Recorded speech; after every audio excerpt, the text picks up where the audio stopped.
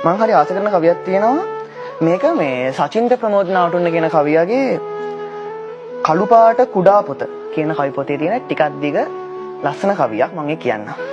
ඒ කියන්නේ මෙහෙම. මචං තනි වචනේ කෙටි පුංචි පණිවිඩ. බක මූණු උත්තර. WhatsApp එකේ පිරුණොත් අර එක හැක කඳුලක් එන hina වෙන ඉමෝජිය ඈවුවොත් උඹ දන්න ලස්සනම කතාවක් කියපන්. නැත්තම් පොඩි විහිළුවක් කරපන්. ඒ ඇයට දුක හිතුණු වෙලාවට.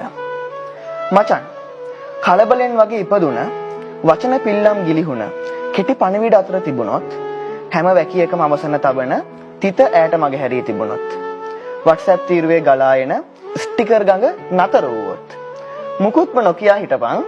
ඒ ඇයට තරහ ගිය වෙලාවට ආයෙමත් ස්ටිකරයක් එව්වොත් ඒ තරහ ඉවරුණු වෙලාවට.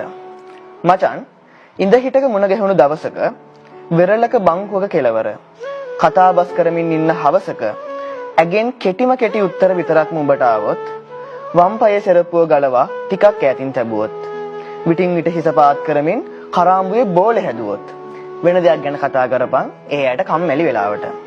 මචං පොත් හලක් ගාවින් යනකොට කවි පොතක ඇස නතර වෙනකොට ගම්පහඩ දුම්රියෙන් එනකොට එකවරම ඈනි හැඩුවොත් උඹේ අත හිමින් අතහැරියොත් හිනාවන් එක සෙනින් මැකුණොත් දැක්කේ නෑ වගේද පන් ඒ මාව මතක් වුණු වෙලාවට.